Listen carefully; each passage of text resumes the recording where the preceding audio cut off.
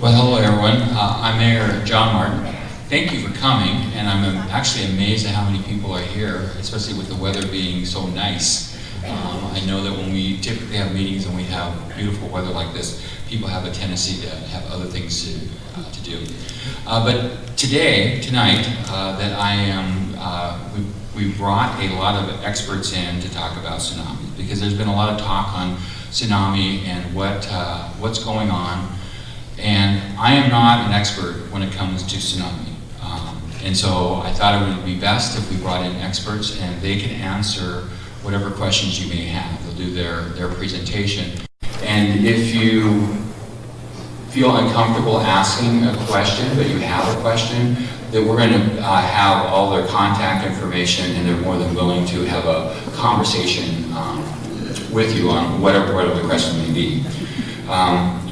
This has been a long time coming. You know, those of you who have been around for a while, in 2014 we did Project Safe Haven.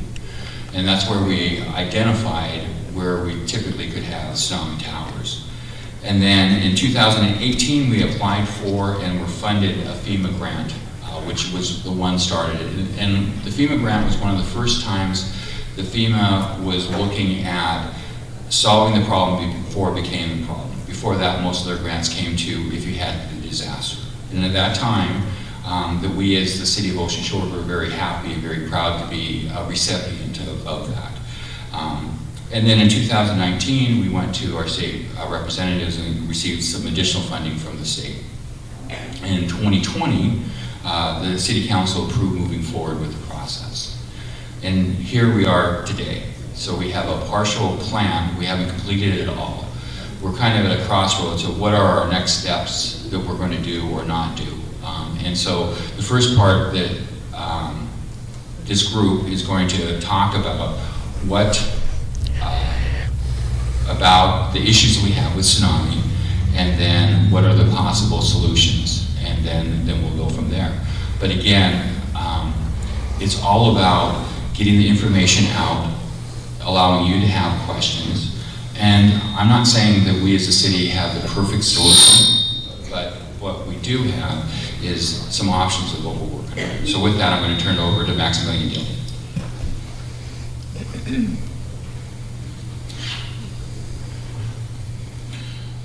Thanks everyone for coming on your evening here. We're so happy to see you, happy to have you here. And a couple things, I'm going to go over the agenda real quick, introduce the speakers.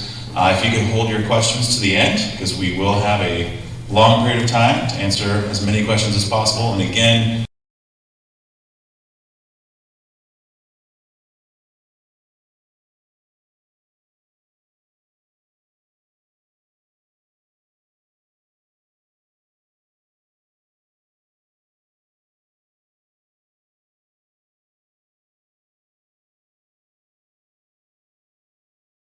if you don't get to the questions tonight, or if you think of something, or you're not comfortable asking tonight, we'll have our contact information. You can reach out to us. We're happy to do our best to provide the information we can.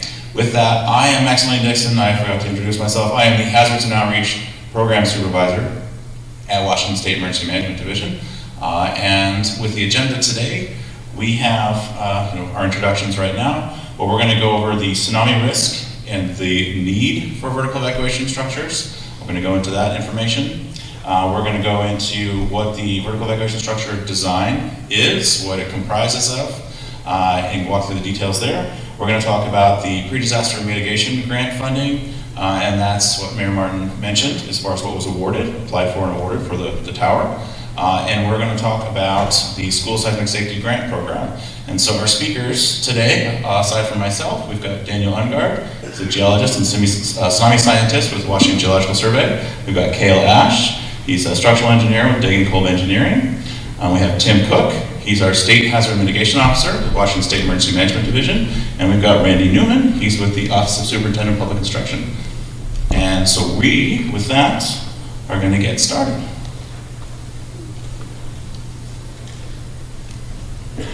Daniel's going to kick us off. Thank you, and I'm happy to see so many faces in this room. It's been a long time since I've been out here. Last time I presented, it was in this very same room, and I'm happy to see it full once again. So, hopefully for most of you, this is kind of a review slide, but for anyone who maybe might be new to the area or hasn't heard the spiel before, why are we here? Why are we talking about tsunamis? What's going on? And the issue at hand is the Cascadia subduction zone. It sits offshore of the state of Washington, California, Oregon, and British Columbia, making a very long fault line that is just sitting there right now accumulating strain. Its last event on the fault was in the year 1700, and we know that this fault does periodically rupture on the order of every 240 to 500 years. The USGS has estimated that there is a 15% chance of it happening in the next 50 years, meaning that the likelihood of an event happening within our lifetime and within the lifetime of structures built within our community is uncomfortably high. And so that's where we need to start thinking about, we know what the hazard is, we know how to address the hazard, but let's get into the geologic information and see a little bit about it. So, we know there was an event in 1700, but how do we know anything past that point? And the geologic record, both on land and offshore, provides us a rich history of what has happened here in the state before any of us have ever lived here. And so we could go back offshore 10,000 years into the past and look at deposits that are signature for tsunamis offshore of our state. And we see, as you can see on the slide here, those red lines indicate tsunami deposits that are assumed to be magnitude 8 or larger. The bigger red lines are tsunami deposits from 9 or larger earthquakes. And you can see there is a very long record with a lot of earthquakes, many of them happening in a fairly routine sort of manner. The shortest inter-event time is 80 years. The longest inter-event time, meaning between events, is 1,000 years. So it's not a stopwatch. I can't set my clock to it and say, hey, the bell's about to ring. But we do know that within the window of time where events can geologically happen, we are sitting in that window.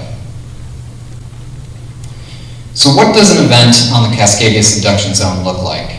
My offices provide a simulation to show what a magnitude 9 event would look like for ocean shores in the Grace Harbor area. And so here we see initially the ground subsides, that's this blue color, and the wave arrives, that's the red color, saturating at 10 feet and negative 10 feet, on most of the outermost coast of the peninsula within 20 minutes. After it reaches the outermost side of the peninsula, it then washes its way across the peninsula, making its way to about the halfway point, the midpoint of the peninsula in about 35 minutes, and then inland into Grays Harbor to then hit Aberdeen and all the more inland communities on the bay side.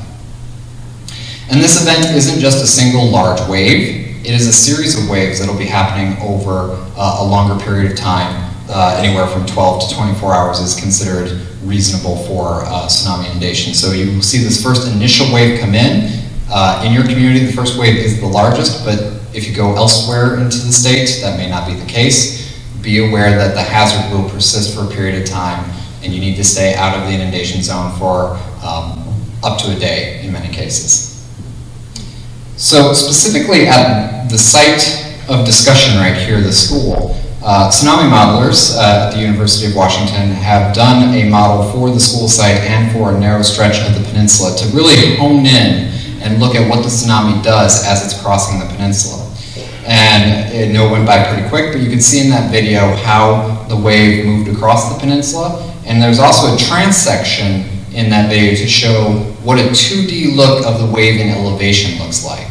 And you can see how the wave stacks up across the land, and as it passes over the land, in what way, in some areas it's deeper and shallower depending on what the topographic surface of the peninsula is doing as well. Right. So Daniel has shown you a couple simulations and talked about what the tsunami hazard is for the Ocean Shores Peninsula. And so I'm going to talk a little bit about vertical evacuation structures. So these are structures that have been proven to save lives. We've seen this and gotten this from Japan in the Great East Japan earthquake and tsunami in 2011. And so a lot of the design came from there. But as you can see up here, we have some successes. So the first vertical evacuation structure built in North America was the Acosta Elementary School. And that was funded through a school bond. And that was on the third attempt. They passed the school bond. And so they fully funded this, and it was part of the rebuilding of the elementary school.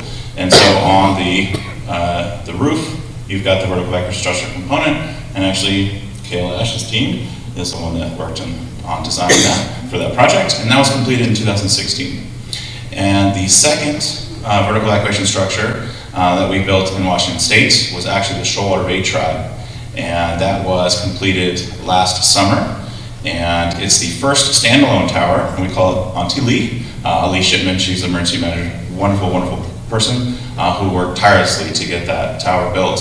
And so that was completed last year. That's the first tribal vertical evacuation structure and the first standalone tower in North America. We have, as Mayor Martin mentioned, we have some funding that was awarded for vertical evacuation structure here in Ocean Shores. So that's being worked on. And then also we have for Westport, we're hoping any day now to get the good news that FEMA is going to fund a vertical evacuation structure in Westport. So fingers crossed, any day. So those are our success stories so far in Washington State. Now, we did a needs assessment, sort of a gap assessment for vertical evacuation structures, because we wanted to know just how many of these things do we need to build in Washington State, right?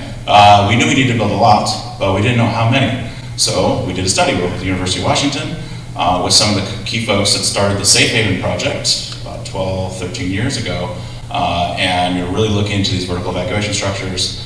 You know, what should we build? How do they work? Where should they go? There's a bunch of community meetings that happened 11 or 12 years ago. Some of you might remember. Was anybody at any Safe Haven community meetings? Okay, a couple hands. Great, great. Yes, all right, fantastic. So lots of good meetings. And so we looked at the highest risk areas, and based on the latest tsunami modeling that was completed a few years ago for Washington State, we took a look at that. And we decided, looking at the risk, that the three counties, of course, Grays Harbor County, Pacific County, and Clallam County had the highest risk and had the need for vertical evacuation structures. So we decided, okay, we need to give communities options, right? Gotta have options. So we said, let's do a comparison. So in the study, option one, no vertical evacuation structures. All right, how many people would make it to high ground in 15 minutes walking? If you had no vertical evacuation structures, which is the current situation, right? So we wanted to figure that out. 25 minutes, because the waves will take a while to get inland in some places, right? So 25 minutes as well, because we wanted to see. Then we had the community-derived, original Safe Haven, the workshops that was done on kind of, hey, where should these go in the community? And actually that matched up pretty well. So we had that, because we wanted to get that information out there, because we had it. The third option was kind of like the broadest option as far as, okay, this study does not consider people who are just visiting on the beach during the day. These are only folks that live, work, staying in hotels in the inundation zone. So it's not like, July 4th weekend, 100,000 people out on the beach, right? So we didn't calculate that. So we're only talking about people working, living, and sleeping essentially in hotels and whatnot. But the third option was kind of a bit broader, a few more structures, try to cover more geographic areas. And the fourth option is kind of like your lean, most efficient, most cost-effective as far as maximum amount of people you can get up to high ground to save their lives. And so we gave these four options for each one of these communities. And this is kind of what it looks like. So we broke them up into sort of geographic regions, not by political boundary, but geographic, because it was difficult to map. So we had to do it that way to be able to map it properly. And so here you can see a comparison. It's really hard to read, I apologize. At the top left, you've got option number one, and that's no vertical evacuation structures. So for Ocean Shores West, so essentially I'll show you on a map in a second, the west half of Ocean Shores. Right now, 7.8% of the population would be able to make it to high ground in 15 minutes for the Ocean Shores Peninsula. Yeah. 8.8% in 25 minutes. And if you go to option number two, that's that, sorry to turn my back on you. That is that sort of community derived. You're looking at almost 77% if you built 11 vertical evacuation structures holding at least 4,600 people capacity. If you had that, you'd have around 77% of folks could get to high ground within 15 minutes. Option number 3, 14 vertical evacuation structures, you're looking at almost 83%. And then for our lean option, option number 4, it's just over 80%, and that's 4,800 people, 11 vertical evacuation structures. So those are the options that were the study, and this is for each geographic area. So this is a map, kind of shows you where some of those locations, based on some criteria of who owns the property, and kind of move through some basic filtering and criteria of something that what we think would be viable areas. So we took pictures, we did a little bit of research, we have all that, and these are 700-page reports. There's 3 of them for each county, 1 for each county. Like I said, it's broken up into geographic regions, so west and east. And so this shows you, it's on our website, I've got a link at the end, and I'll show you can go on there. But essentially this shows where these structures could be, some of the locations. And then here you've got Ocean Shores East. So same thing, and here you've got 12 structures, essentially for our lean option. So if you look at option number 1, no vertical evacuation structures, you're looking at 8.8% of folks on the east side that would be able to make it to high ground in time, within 15 minutes. And then, going to option 4, 4,000 people, you need 12 structures. So again, going to this map, all right, 23 vertical evacuation structures for the Ocean Shores Peninsula area. That's what our study came up with. It's the latest tsunami modeling, walk times from the United States Geological Survey. A ton of research went into this, and this was really using the legwork and all of the ground research for the last 12 years through the Safe Haven project. And so this is what we're looking at as far as a minimum need for vertical evacuation structures in the Ocean Shores Peninsula. And this doesn't even cover 100% of everyone. And it doesn't cover folks that say on a July 4th weekend are coming out, right? So a lot of things to consider, but I just want to show this to you. Like I said, the study's on there. We'll share the link. And with that, I will pass it over to Daniel, and he's going to talk about he's going to show some good maps here. Thank you. Hello again, I'm back. So as part of our mission in the Geologic Survey, we look at the earthquake, we look at the tsunamis, and working with EMD, we started looking into this question of, well, how long does it take to get to places that we need to get to? How many of the structures as part of the Safe Haven program? And so working with USGS, developing toolkits and tool sets to understand what are our walk times. Meaning, if there is something I want to get to, how long does it take me to get to it, and can I possibly get to it in the time I have? And so the image that you're seeing now behind you is what happens if a tsunami happened tonight. And right now, if a tsunami happened tonight on the Ocean Shores Peninsula, a 9.0 mind you, the big one, if it happened tonight, there would be no place of refuge on Ocean Shores Peninsula.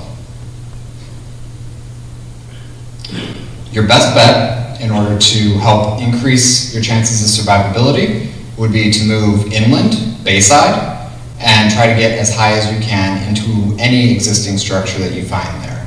And so for those of you who are familiar, that's the east side of Duck Lake. Try to get to the east side of Duck Lake. You're as far from the open ocean as you can get. Try to find the highest thing you can find on the landscape, be it a tree, a house, whatever you can find.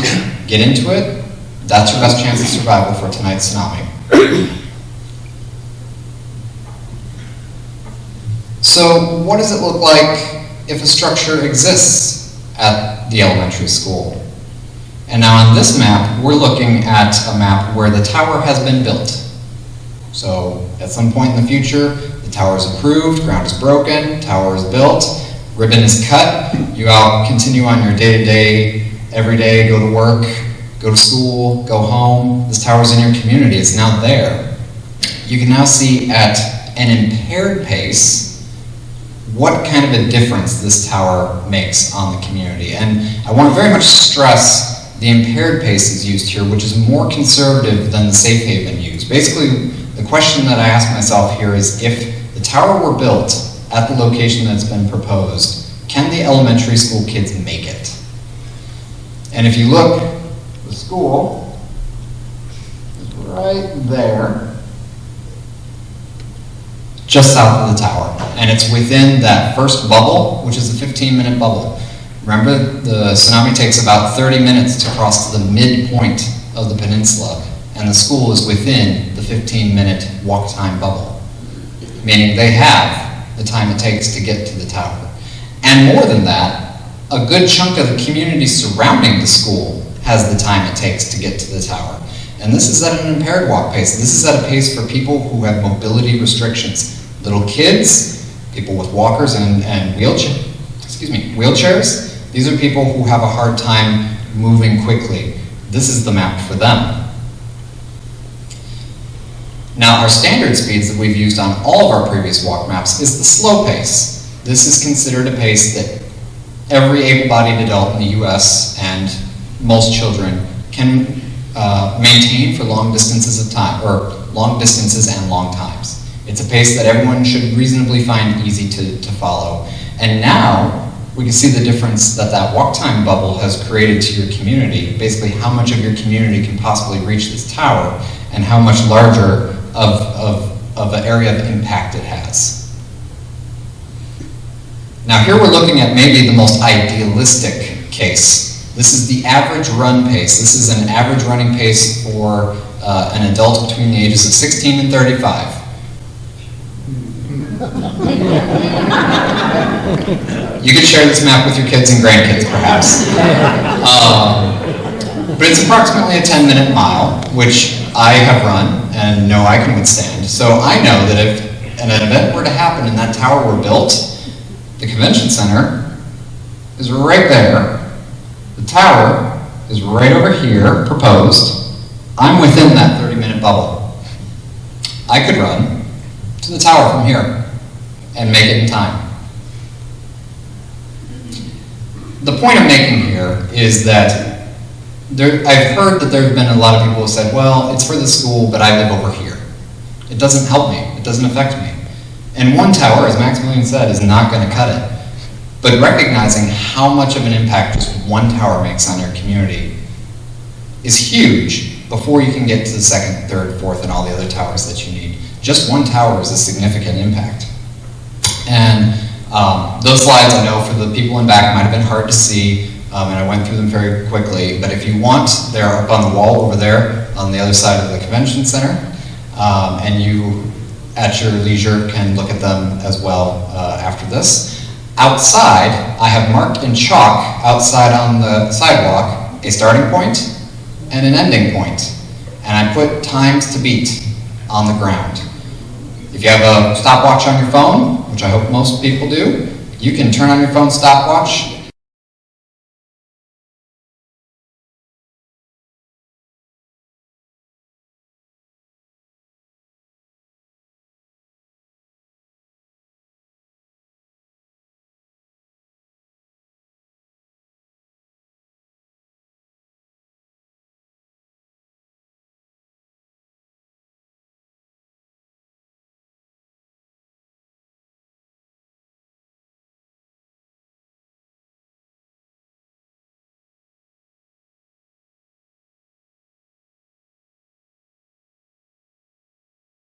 Casual pace to the end of the line and see, did you make it? Did you make it at an average run? I don't expect many of you to be running across the sidewalks back and forth, but if you want to try it, go for it. But can you make the slow walk pace? Or maybe you're a little bit on the slower end of the spectrum. We all walk at different paces, and it's important to know what your personal pace is. How do these maps represent you as a person? Informs you of, is this tower going to fit for you? Is this tower going to help someone in your community? It's a way of being able to calibrate yourself to walking distance is something that I think a lot of us don't actively think about. And so, maps are in the back, there's a station outside to do that, and I encourage you all to do that today. And with that, I'm going to pass it over to Kailash to talk about structural design.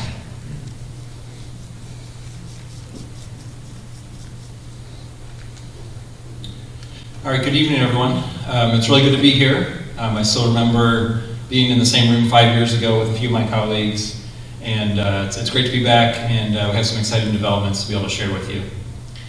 I think Daniel and Maximilian provided a good summary of some of the geologic hazards that we're up against, some of the emergency management considerations. I'd like to talk about what other communities have done from a vertical evacuation standpoint, and where Ocean Shores is at with planning your first vertical evacuation structure as well. Again, my name is Cale Ash. I'm a structural engineer with Dyke & Kolb Engineers.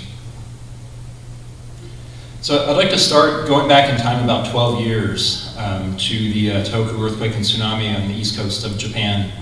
I'm sure many of us remember where we were at when we first saw the disaster that was unfolding in Japan. Coincidentally, I was still with my same company. We had deployed a team to Christchurch, New Zealand to learn from earthquakes. As engineers, we learn a lot from what other communities do. And I was in Christchurch with a few of my colleagues when we were watching the news and we saw this. It was very harrowing to see this. However, there are some success stories, and the one I want to share with you is of the Sendai community and the Arahama, or the Sendai area and the Arahama coastal community. So as you can see in the satellite image up here, there's one structure that's circled, and that's the elementary school for the community. This image was taken before the tsunami there on March 11th, 2011. On that day, the elementary school was having a graduation practice, and they had 300 students in the school on the day of the earthquake. And during the earthquake, they evacuated up to the roof. And as you can see from the image, this structure survived and was a big success story. Saved a lot of the younger people, a lot of the students in the community. And an image was taken a couple days later, and you can see that this is the only structure that was still standing. Most of the other buildings are residential structures, but this 3-story concrete building where the students were located was what really was key in saving their lives. Since that time, the community has started to rebuild, and as part of their rebuild, they've also considered vertical evacuation structures. So as of 2017, as part of this reconstruction and rebuild, they now have 13 evacuation structures built throughout the community. They're integrated in, so, they're part of the understanding part of the evacuation plans for the community, and they've survived this disaster, and the community is now more resilient as they've gone through the rebuild process. Maximilian touched on. The slides advance here. Okay, cool. Maximilian touched on one of our success stories here in Washington State as well, in the Ocasa Elementary School. This project, or that community was going through Project Safe Haven planning right around the time of the Tohoku earthquake and tsunami. And they were starting to plan for replacing their elementary school. As you've heard previously, it took them a couple times to be able to pass a bond. And the community had the foresight to plan ahead with their new elementary school and integrate tsunami safety into the design. And when they went out to their community, went out to their voters and asked for support in 2013, they received overwhelming support. They received nearly 70% support on their bond measure. And as many of us know, that's never a guarantee that the communities will support the school districts. But the Ocasa School District, with this foresight of looking ahead, providing safety for their students, they were able to achieve that success. Perhaps many of you have been by the project. The Safe Refuge is integrated into the rooftop of the gymnasium wing of the school. This is a very cost-effective way to provide tsunami safety because you're integrated into construction that's already being planned. The Safe Refuge is designed to accommodate 1,000 people. Trust me, it can accommodate 2,000. It can accommodate more people than that. It's really based on as many people can get there within the available evacuation time. Each of the 4 corners has a stair tower that can be accessed anytime, day or night. There's a little glass panel that you can break and push the button to override the magnetic releases on the doors. So that's available for not only the students and staff that are on the school campus, it's available for anyone in the community as a safe refuge. And as was mentioned, this project was fully funded at the local level. They did pursue FEMA grant funding. FEMA didn't have a way to really recognize and fund tsunami evacuation projects, but them applying helped create the pathway that other projects have been able to use, including the Ocean Shores tsunami tower that's planned.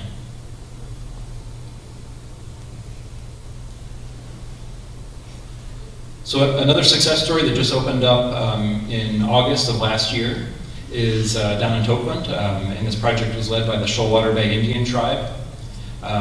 In 2018, they developed conceptual design and applied to FEMA for a competitive grant to fund their project.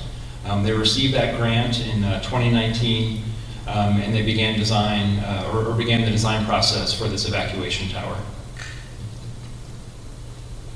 The evacuation tower for the Tokeland community and then for the Shoalwater Bay tribe is designed to accommodate 400 people. It has 4,000 square foot of safe refuge area. It's across 2 levels. It's a fairly basic structure. It's really made for short-term refuge. Maybe people will be there for 12 to 24 hours, maybe just a little bit longer. But really they've provided that safe refuge for their whole community. Similar to the Ocasta School, it does have some basic security fencing just to keep people off, but there's overrides such that it's accessible 24/7. There's a battery backup that will turn on lights so that people can kind of see it in the event that you need to go there at the nighttime. Down in Oregon, a project that we were not involved with, but is the Oregon State University Hatfield Marine Science Center. This is located in Newport. And you can see here that they've kind of taken the rooftop concept similar to Ocasta, and they've integrated an access ramp to get up to the roof. The ramp is partly on grade and partly on top of another wing of the building. And this project opened up in 2020. So Oregon now has their first tsunami safe refuge as well. So when we think about what goes into the design of these, there's a lot of technical expertise that goes into it. But a couple of the considerations that I'll touch on here really have to do with how big, where to build these, and then how tall to build the safe refuge. So I'll start with siting and capacity, and really this comes down to where are these located in the community. Some of the Project Safe Haven studies that Maximilian shared starts to outline proposed locations that really provide full coverage in the community. And based on those recommended walking speeds that Daniel touched on, generally on the outer coast here, we're looking at spacing these about 2 miles apart. So what we're then looking at is within kind of a 1 mile radius of a walking radius, that's kind of the number of occupants that you could expect to come to the tower, and that helps you decide how big does the project need to be. And I'll talk about how that feeds into the Ocean Shores Evacuation Tower. Another important aspect is how tall to build the safe refuge. As you might have seen from some of these renderings, these end up being fairly tall. They're 30, 40, maybe even 50 feet above grade. And that's informed by the site-specific inundation modeling that considers the topographic effects. That work is peer-reviewed by another set of outside experts. The structural design is also peer-reviewed. There's a lot of scrutiny that goes in the design of one of these. Then there's also a safety factor applied to that inundation modeling, a 30% safety factor, and then an extra 10 feet of clear buffer applied on top of that. So this captures any uncertainty there might be in terms of what the tsunami hazard will actually be with a given event. One of the considerations that makes these evacuation structures, I guess I would say, a little bit more expensive than traditional construction is really the robustness that has to go into this. Most buildings like this one are designed to survive an earthquake and allow people to evacuate the building safely. A safe refuge is designed to survive the largest earthquake we'll ever experience, have enough reserve capacity for people to actually come to the tower, and then it goes through the whole host of debris impact, hydrodynamic loads on the structure, scouring of the soils, so that the structure itself ends up being very robust. And that starts with the foundation system. Many of the soils in coastal communities are sandy soils that are saturated. They can experience liquefaction, which means loss of soil strength during the ground shaking. And the tower needs to remain standing, so we start with a robust foundation system. The Ocasta Elementary School, as you can see on the left, has 24-inch diameter drill piles that support the safe refuge component of the structure. The Tokeland community actually had more challenging soils, and we're finding challenging soil conditions here in Ocean Shores as well. This tower has 5-foot diameter foundations that are 55 feet deep. These are foundations you might more commonly see on a bridge structure, but that's what's needed to hold the tower in place and make sure that as that ground softens and moves, the tower is still robust and the people coming can evacuate and the tower will remain standing. The structure itself is usually going to be made out of concrete or steel. For the Ocosta Elementary School, it's predominantly these 4 concrete encased stair towers in the corner. The steel framing that supports the roof, there's just a few columns there. They're all concrete encased.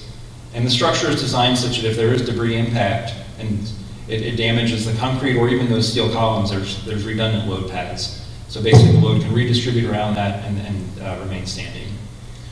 Similar concepts are applied to the Shoalwater Bay Tsunami Tower.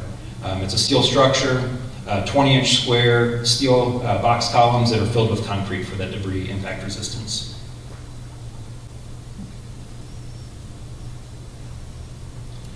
So Maximilian touched on a couple of the other local projects that are under development. On the left is an image of the design concept for the City of Westport Tower. This will be located in the Marina District, very close to where they see a lot of their visitors, a lot of tourists and seasonal traffic. This is envisioned to be a viewing platform in addition to a safe refuge. So it has access ramps. It could potentially be used for summer events, maybe a farmer's market, an art fair, that kind of thing. They've received the initial notice of an award from FEMA, and they're working to finalize some of that paperwork. This is designed to accommodate 1,000 people. The Community of Ocean Shores started the planning for their project that we're working on right now in 2019. This was envisioned to be an 800-person evacuation tower located near the elementary school, and the FEMA grant funding was awarded in 2019. And I'll talk a little bit about where we're at with that in the next couple slides. So as I mentioned, the conceptual design was completed in 2019. The project was budgeted to cost around $4.8 million, assuming construction was completed in 2020. And as I mentioned, it's an 800-person capacity within walking distance of the elementary school. In fact, when the project was planned, the elementary school was one of the largest single sources of population that would be assumed to evacuate to the evacuation tower. So where are we at from design? We kicked off design in July of last year. In fact, we had a small kickoff meeting in the room just adjacent to where we're at right now. And since that time, we've uncovered a few, I guess I would say, surprises during the course of design. So when we were applying for the FEMA grant, the FEMA guidance allows for stairs for accessing the safe refuge. And that's what had been built with the Ocosta Elementary School and the Shoalwater Bay Tribe project. As we've gotten into some of the permitting conversations, the current direction is to provide ramp access to the tower. So one of the challenges with the ramps is that actually increases the amount of area we have to build. For 800 people at 10 square feet per person, that means we're building 8,000 square feet of refuge area. The ramps to provide enough access, that requires another 5,000 square feet of construction. So that's a significant increase in the amount of construction. With the ramps also comes the requirement for sprinklers. There's additional foundations that are required because we're building more structure with those ramps. As we've gotten into some of the geotechnical investigations, we are finding some softer soils, and that has increased our foundation costs by about $300,000. And anyone that's gone to the store, gone to the hardware store, trying to buy any construction materials know what's happened from 2020 to 2023, or we're now looking into 2024. We'll build the structure. Cost escalation in the construction market has increased costs by about 35 to 40% from 2020 until where we're at right now. That's a significant budget impact. So a project that went from around a $4.8 million project budget is now a little bit north of $13 million. So that's where the project is currently at. So what have we been looking at in terms of ways to bring some of those costs down? We've already looked at and studied several cost savings ideas. One that's on the table is deferring some of the things that are more nice to have, some of the the communications equipment, the battery backup, things that basically could be added back into the structure in the future as funds are available. So we could see some savings in the project with that. We think we have a path through the building code to be able to eliminate the sprinklers. The reality is, after an earthquake and tsunami, there's likely not water supply to even provide water to the sprinklers. So we think we might have a path forward to be able to remove those from the project. And a couple of smaller ones, we might be able to avoid a fire access drive. And we're also looking at simplifying some of the fencing and some of the finishes, just to be prudent with the design decisions there. And if we implement these will bring the cost down to about $12.7 million. Obviously still above where we started back in 2019 and 2020. And we'll hear from our partners with the state superintendent office, but we do have a preliminary agreement, or at least potentially through the district, to be eligible for some of the seismic retrofit grant funding at the state to help cover the cost difference. Now, a few of the other kind of what I'm calling big picture ideas, if we're not able to receive the extra funding that's needed for the project, a few that we're looking at is one, the tower could just be moved and located on the school campus. The project right now is being led by the city. The school district could also be the lead agency for this. And in this case, the grant funding that's going to the city would not be eligible, but the district might be able to fund the project in this scenario. Another is scale the project back and build what we can within the current budget. That would mean that the ramps, we would not be able to provide the ramps. We wouldn't be able to build an 800-person tower, but maybe we could build a 400-person tower. We could always allow for those to be added in the future as more funds are available, so we could phase the project and build part of it now and build the rest in the future. Another thing we can do is complete the design for the project with the current grant funding, and then before moving into construction, we'll have to be looking for another, essentially other funding to help bring the project all the way through construction. And the last, and this is one that I hope that we don't end up, is basically just stop where we're at. Stop the project and maybe move to one of the other sites that's been identified in Project Safe Haven. But these are kind of the a range of options that we could use to go forward. Before I wrap up, one thing that we are looking at right now is the siting for the tower. So the initial project site, as you can see on the graphic, is in kind of the northwest corner of this wooded lot near the public works yard. That was just a site that was picked in 2019. It is within that kind of walking radius of the school. However, we think we could probably move it just a little bit closer instead of, it's like a third of a mile walk at the current site. Maybe we could cut that almost in half and move the site a little bit closer just on the north side of the church lot. So that's another thing we can do, is look at moving the project just a little bit closer to the school to make the walk time that much faster. So before I pass it to Tim, I just wanted to again express my appreciation for being involved with the project. I was really excited to be out here 5 years ago. I'm excited to be here now.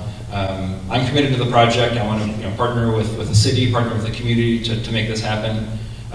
One of the highlights of my career really was working with the Ocasa School District.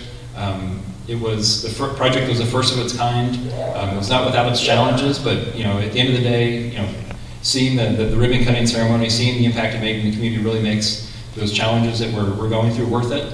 And I think together we're going to get there, and we'll find a successful project here too. So thank you for your time. Thank you.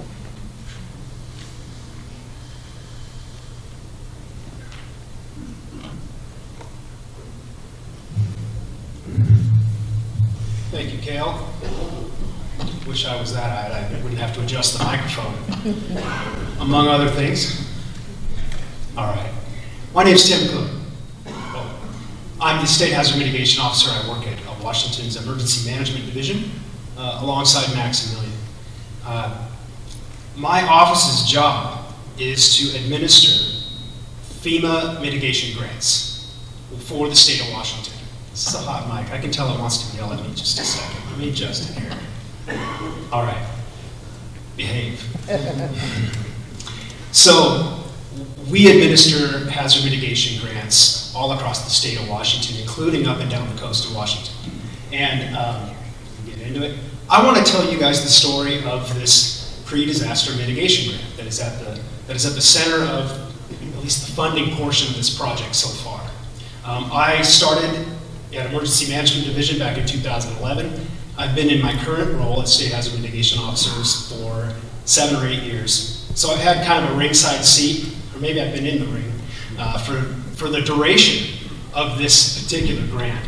So I feel like I can speak from experience on this particular grant. And it really started with partnerships that Maximilian and Daniel and others have identified, going way back to Project Safe Haven, before any grant opportunity was even available. So it's been 6 years since the actual application was submitted. During those 6 years, I've seen 2 big wins. I've seen 2 big challenges. And I now see that there's one big decision that the community is going to have to make. So let me walk you through the timeline real quick and give you some more details about the grant. The development of the grant proposal itself from the city actually started in 2017. It takes a while. You have to do cost effectiveness measures. You have to answer a lot of questions, put a package together, get it to my office at the state, and then we have to bundle it up, send it off to FEMA, and cross our fingers. This particular grant program is called the PDM, Pre-Disaster Mitigation. It's a nationally competitive grant program. So when you submit it, find out for a while if you're going to win it or not. And in the meantime, everyone's really on pins and needles because we champion these risk reduction projects at my office and at all levels of BMD. So when in 2018, we learned that Ocean Shore's vertical evacuation structure proposal was actually selected at the national level for further review. Not awarded yet, because that you have to go through a lot of scrutiny before you get the award. But it was selected for review. I mean, we were celebrating. We were high-fiving in the halls. We came to Ocean Shores to share the news and have a parade. Well, we didn't have a parade, but we wanted to. It's a big deal to get selected for this national competition. You're competing with literally everything else that was submitted nationwide for, at the time, a relatively small pot of money for really important risk reduction projects. So it was a big win, and it kind of started this process for us. And then in 2019 to 2020, for that whole time, FEMA was reviewing the proposal. They were scrutinizing every nut and bolt of it. They looked at cost effectiveness, they looked at environmental reviews and historical preservation reviews, and they asked us 15,037 questions, and we tried to answer as many of those as we could. Eventually, get ahead. Well, eventually it gets awarded, but I want to pause here and talk about what exactly it was they were reviewing. What is this PDM grant? Why did they make it? Why did it take so long to award the money? Why can't they just cut us a check and let us go do what we want to do? I've asked that many times. So the bottom line is it's a match requirement grant. So you have to have money to get money. The feds, through FEMA, will provide 75% of the proposed budget, assuming they sign off on the whole budget. And then the locals in the state have to come up with the additional 25%. And we have to use non-federal money. So we can't use other FEMA money to match it. That means typically, in this case, the city can come up with money, the state, Commerce, and others can come up with money to help that match. You don't get the federal share if you can't come up with the match. So it's kind of, you have to prove to them that you can do it before they're willing to put their money out there. Also, it's a reimbursement-based grant. So there is no open check. So once you get the award, what they're awarding actually is authorizing you to go ahead and spend the money. Go ahead and start the project, submit the reimbursements to my office, and then we go ahead at the state level and reimburse through the grant pot, reimburse the expended money, the eligible money. So there is no big magic pot of money waiting to be spent. It is literally reimbursement based, and that takes a lot of setting up and a lot of work to do before you can really get to that point. The other important part about the PDM grants is once everything is said and done and the project's underway, if that project costs more than the award, than the original budget, guess what? We got to find other funding to cover the overage. There are no additional federal dollars just waiting there to make you whole. And so we're always a little hesitant with projects that have a large contingency portion, construction projects that are involving things that can vary quite a bit. We're always hesitant on those and like, well, how might we cover additional funding if we had to, right? So that was a concern here as well, and turned out to be a pretty valid concern. The other thing is that money can only be used for the budget that FEMA reviewed and approved. You can't apply it to anything else. And my office's job is to review all the costs and ensure that every dollar that's going for reimbursement meets that scope of work and was actually approved in the budget. So there's a lot of kind of scrutiny and oversight involved in this money. All right, back to the timeline. So 2020, where we left off, we were waiting for the FEMA award. I think it came in 2019. We got the final FEMA award, but then guess what happened in 2020? Yeah, the pandemic, COVID. So once we finally got the award, the world broke. And every project that was underway was delayed, stalled, undermined in many, many ways. And prices and costs, especially for construction, as Kale laid out, went through the roof, sky high. We identified that as a problem in our infinite wisdom. So we went to FEMA and asked for additional time. We said, we're going to need at least another year. And they were used to this question at this point because this project wasn't the only one to have been delayed. So they gave us an additional year right there, and that was key. That was key. Otherwise, the grant would have closed right then and there, and all that money, all the millions of dollars that FEMA was ready to make available, would have just gone right back to the federal pot, and we wouldn't have seen any of it. So the time extensions were important. And then in 2021, the work began. We got the final contracts between my office and the city so that we could reimburse, we could actually pass money back and forth to them for the reimbursed costs. Kale Ash's team started actually doing the work and doing the design work. Everything was great. We were, again, very excited about that. And then the cost estimates that Kale just described came in, showing a much higher than expected estimate for construction, for reasons he just described. The COVID, the inflation and the increases in cost alone, just from 2020, he said accounted for $4 million of the, I think, $8 million overrun. So that was challenge number 2, right? If we're all counting here, 2. That was a significant thing. Honestly, I'll tell you, historically speaking, in my time with these grants, something like that tends to end the effort. It tends to be and it's extremely rare, but when it happens, it's like, well, I guess we're going to do our due diligence in our office to get more time. We want to buy more time for everyone to look for additional funding, because we can't ask FEMA for any more, there ain't any more for PDM grants. So we're going to buy more time, which is what we did. My office secured another 1-year extension on the grant to buy that time and to look around. And then we start looking under every nook and cranny, working with the locals, working with the city, anybody that we can, to see if we can find funds to cover that additional price. And if we can't, guess what happens to the FEMA money? It goes away, it gets deobligated. So there's millions on the line there. And we're heavily invested at this point and want to see it done. So we got the extension, and that brings us up to now. This is where the big win number 2 happened, at least from our office's perspective. We couldn't believe it. And we were really excited to find out that the looking under all the rocks actually paid off this time. That the state, with OSPI and DNR's help, were able to identify some state-level funds that could, if the city wants to pursue it, could cover the additional costs that the old PDM grant cannot cover. Not just a little bit of it, all of it. So I was happy, surprised and happy, and immediately got on the phone and started talked to FEMA and said, hey, hold on, we might have an opportunity here. Of course, inevitably, it's up to the city, it's up to y'all. what you want to do with that opportunity. And Randy Newman from OSPI, who's a part of that opportunity, is going to talk about it next.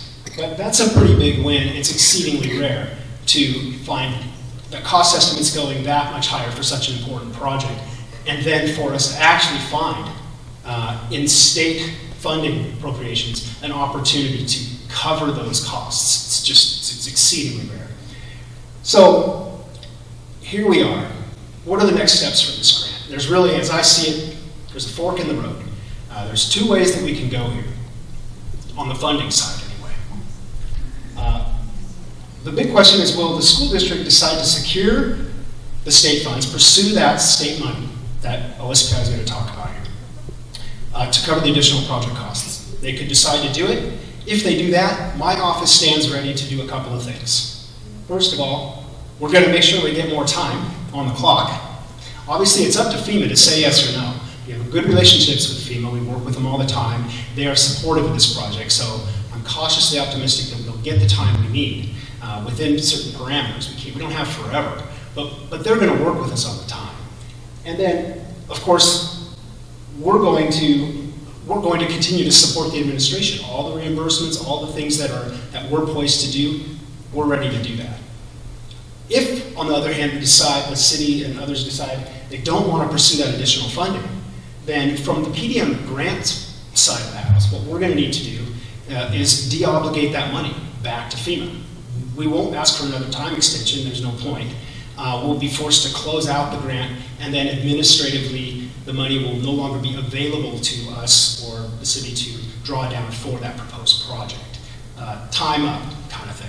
And the additional money that's available there, it's just not going to be, it can't be applied to anything else. It just kind of has to go back to the FEMA coffers. I do not want that to happen, as you might have guessed. So we're invested in making sure that if it's the decision of the city and everyone to move forward with this, with pursuing the funds that Randy's going to talk about next, that my office and EMD stand ready to support that in any and every way that we can. So Randy Newman from OSPI, I'll let him tell you the acronym there, but OSPI is going to come up and talk about that funding opportunity. Thank you. Thank you, Tim, for adjusting the mic a little lower. Good evening, everyone. I'm Randy Newman. I'm the Director of School Facilities with the Office of Superintendent of Public Instructions. With me is Scott Black, who is our Program Manager for the School Seismic Safety Program. So first I want to give you a little overview of our state's School Seismic Safety Program. It was created by the legislature with the passage of Senate Bill 5933 in the 22 legislative session. And now the bill is codified in law, so the program is now in law. And the program provides funding to only school districts in state tribal education compact schools to retrofit buildings constructed for 1998 and have not received a seismic retrofit to 2005 seismic standards, relocate schools outside the tsunami zone, construct vertical evacuation towers, and the funding for the legislature allows the program to pay at least 2/3 of the total project costs, and projects must meet the requirements of OSPI's School Construction Assistance Program. In addition to the funding piece in the bill, it required OSPI to create a School Seismic Safety Advisory Committee to evaluate and prioritize grant applications. And currently, OSPI is developing rules to manage the program. So the application process is divided into 4 phases, but the initial step that school districts have to go through to be able to apply for grant funding is to have the school board approve the project that moves forward to OSPI for funding. So the first phase of the process after the school board approves the project is what we call the phase 1 planning grant, where we provide funding to the school district to conduct needed geotechnical and site assessments. Once the school district completes that work, they'll present those studies and assessments to the School Seismic Safety Advisory Committee. And upon recommendations of this committee, OSBI would award funding for a phase 2 planning grant, which would start the conceptual design of the proposed project to make the needed retrofits. And then again, this district and the consultants would come back to the district, or to OSBI, and get approval to move forward to phase 3, where they get funding to conduct a conceptual design of the retrofit with cost estimates, so we know how much the proposed retrofit will cost. And upon approval by the School Seismic Safety Committee, then we would move to phase 4, which is actual construction of the project. And funding, the legislature provided $100 million this current biennium, and then they funded another $40 million for next biennium. So I want to take this opportunity to provide you an overview of where we're at with working and collaborating with the school district. OSBI has granted funding, a phase 1 planning grant to the district to conduct a geotechnical and site assessment of the junior senior high. Once we receive that studies back, they'll present that to the committee, and then we'll start collaborating with the district to determine the project scope regarding seismic retrofits, possible full modernization, and construction of a vertical evacuation tower. Next is Ocean Shores Elementary. We have not received an application from the school district for any projects related to Ocean Shores Elementary, so we're waiting applications from the district. So no funding has been allocated to the district for Ocean Shores Elementary. And lastly, Pacific Beach. OSBI provided grant funding to the district back in August of 2020 to do a conceptual design of a retrofit of the gym there.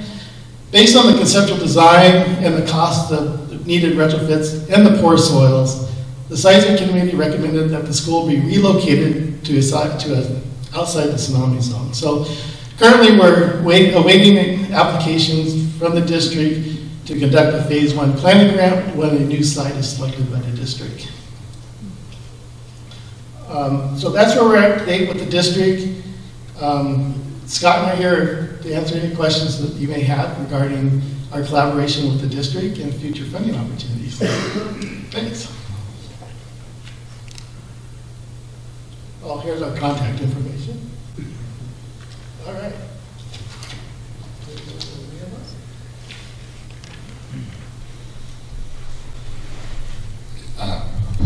So before we open up for questions, just kind of the path forward from the city's point of view.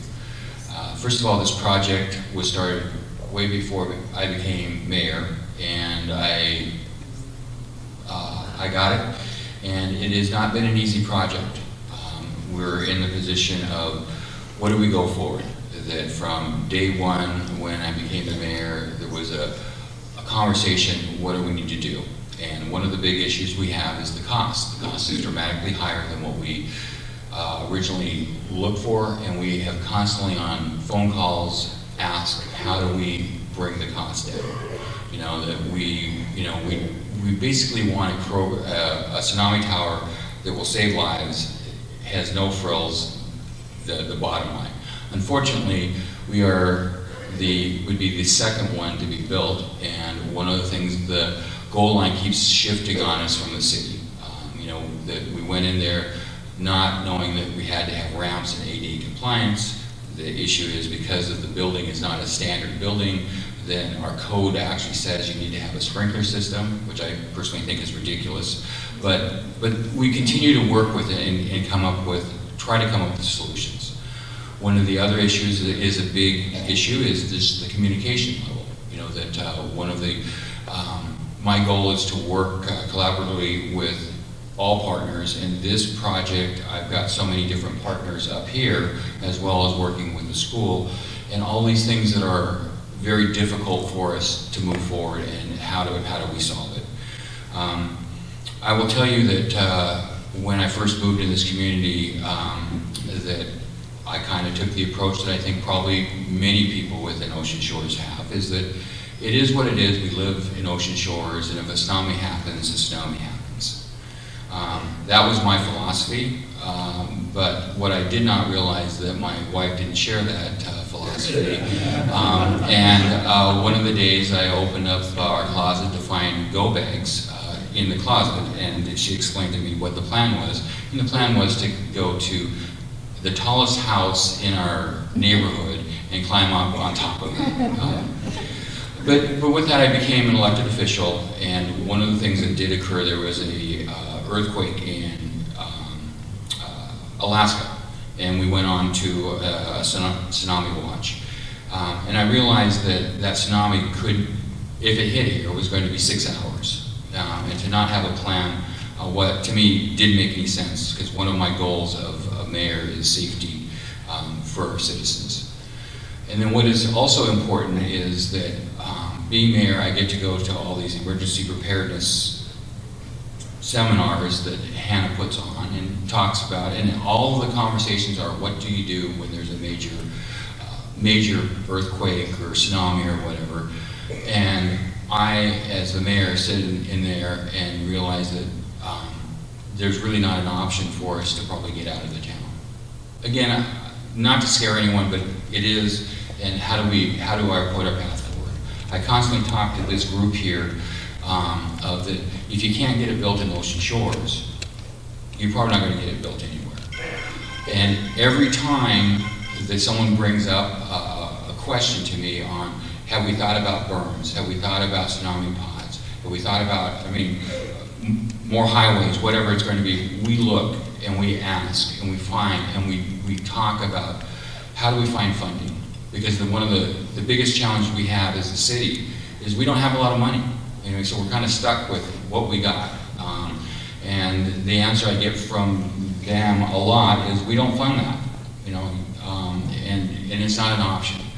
So we've looked and to see what our options, this is the best option.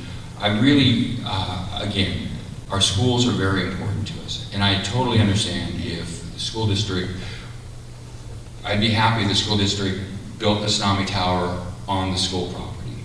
Unfortunately, we can't help from a city's point of view, just like they can't help us. It's kind of like the rules are made, so it's very difficult to work together. But I take full responsibility as far as the communication between myself and the school district. Schools are very important to me, but understanding of how to communicate, how to get things to do it. And I wish if we would have went all the way back to when we first started, that we were talking with the school district and working things together. So with that, from a city's point of view, our path forward is either we finish the design at the current location and just hope and pray that we can find some funding elsewhere. We can move the tsunami tower from where it's originally situated and move it as close as we can to the school. That makes it easier for the school to get there, and the school helps us with funding. We look to see, can we go back to making probably the smallest tsunami tower possible with the money that we have, or the biggest as you may do it, and see if we can come up with that. We don't even know what that looks like, but we can do that. Or, it's like we could end this project, try to go back out and try to secure more funding.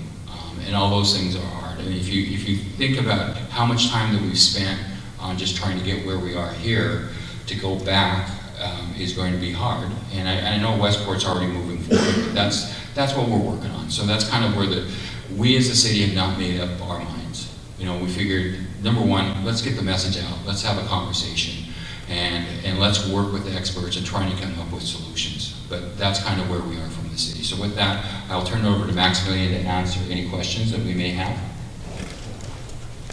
Here. And so what I'm going to do is I'm going to open it up for questions. So we have... My name is Randy Dutton. I want to know why no debris flow study has been conducted for any of the tsunami towers buildings that have been erected or proposed right now. My understanding is that some experts have told me that it's the city's responsibility to do the debris flow study. And what you've got with the proposed site is you've got 0.8 miles of debris that's going to be washed in toward the tower with vehicles, RVs, boats, houses, propane tanks. And the study that's coming out of the University of Hawaii, and I sent the researcher the pillar plan of the tower. I said, guaranteed the debris is going to collect in those pillars. They're too narrow. It's going to entrap the debris, and it's going to build up. Japan had over 150 debris fires in their tsunami. If you get one ignition in a big debris field that accumulates at the bottom of that tower, it's a good chance that nobody in that tower is going to survive the fire and smoke. And they found is a lot of the vehicles, a lot of the cars were sparking in the debris flow. And they built up against buildings and in the debris fields, and they ignited a lot of fires. Japan actually had to evacuate 3 of the tsunami evacuation buildings because of the debris fires that were pushed up against these tsunami evacuation buildings. But another researcher who's been doing tsunami debris flow against the pylons has shown. Okay. Okay. I can help respond to the debris flow question. I might have skipped over it when I was kind of talking about some of the structural design considerations, but all of the tsunami evacuation towers do consider debris effects. They consider the damming effect, just like you're discussing, where residential structures, other structures become debris and they lodge against the structure. That then becomes what's called hydrodynamic load, drag load against the structure, the tower, and all of that's contained in the building code. I might have forgot to cover it, but all the structures are designed for all the debris flows you're talking about, cars. Believe it or not, it's actually logs and poles which provide the greatest debris impact force on a structure. And that's mainly because they don't deform when they impact the structure. Cars, school buses, they all crumple in a crash, and that actually helps protect the occupants and reduces the force on the structure itself. So all the structures are designed for those same debris flows that you're discussing. And one of the new enhancements that we've been working on with our colleagues at the University of Washington is actually tracking the debris flow around the structure. And so we can now model how is debris going to be influenced by the structure, the built environment, and factor that into the configuration of the buildings that we're designing. I saw that study. I had a copy. It was sent to me. All the debris that they used to simulate that were nice, smooth, straight items. They were not tree branches. They were not telephone poles. They would bounce off the pillars and whatnot. One of the studies that I have access to showed that the debris, depending on what type of debris, could increase the force against the pylon up tenfold. Yeah. So, was there a debris flow study done for this project? And if so, where is it? So the debris flow study, I think that you're talking about, is actually the inundation. So understanding the flow velocity and the directionality, that helps you understand which way that the water is coming into the site. The debris effects are actually contained in terms of, the open structure, like the Shoalwater Bay Tribe. That structure is actually designed assuming that it's fully blocked up with debris, and all that drag load is dragging on the tower. So it's all carried in the structural design of the tower itself. So there was no debris flow study? The debris flow study you're talking about, I think, is part of, maybe we should kind of have a sidebar after we wrap up, but it's really contained within the inundation modeling. That's, it's all done per the building code, it's all peer reviewed by third-party experts. I think it's a very nuanced topic, and I'd love to talk with you about it more. But I can say all the structures are designed to resist debris forces. They have redundancy built in. All the designs are peer reviewed by an outside structural engineer, an outside tsunami modeler. I mean, this is kind of like this is even beyond like hospital design criteria that is applied for the professor of Hawaii has said that there has been no debris flow study done on any of the projects, and that it needs to be done. He admitted that Acosta should have done one, and he thinks in hindsight they need to go back and do a debris flow study. But another question I would have on the tower, if you want to reduce the cost, you break the project down into 2 parts. Now, I'm personally a big fan of the tsunami evacuation hills, but separate the ADA requirement from the tower itself and use those survival capsules as the ADA portion of it, which dramatically reduces the cost of the overall building. Right now, just at the building before the ramps, you got $15,000 per person at full occupancy. You can get capsule space for people from like $5,000 to $7,000. And you can site that where the people who might be limited mobility live, so they don't have to try to get over to the tower. So separate the project, so you have the tower, and then you have the ADA compliant of it, so you don't have to modify and expand the whole project with ramps and everything. So it's not pet friendly. People will not be able to get their pets up there. And studies show 14.6% of people will not abandon their pets. They'd rather die than try to leave their pet at home. Accept the fact that it's not ADA compliant and not pet friendly, and create an alternative solution for those people who are not going to be able to get to the tower either through capability or desire because their pet can't get up there. Thank you, Randy. I appreciate that. I'll definitely take a look at that. I just want to be clear for vertical evacuation structures, so for the Acosta School and the Shoalwater Bay Tribe Tower, there's no restrictions on bringing pets. So just want to be clear on that. We have a next question up there. This is the first time I'm in one of these meetings, so I'm not very well versed in all of your terminology and budgeting and all that. But my question is for Randy Newman. I got a little bit lost there in your presentation. From what I understand, the school district or the school safety district is proposing that we move the elementary school. Is that what you were saying? No, that was, sorry, I'm getting used to the mic. Our grant program allows the relocation of schools, so is this related to Pacific Beach Elementary? So nothing to do with us here in Ocean Shores.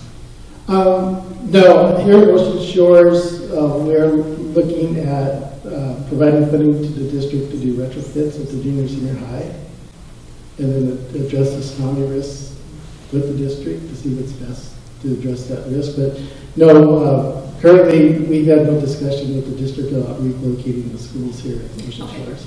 So my other question for Mayor,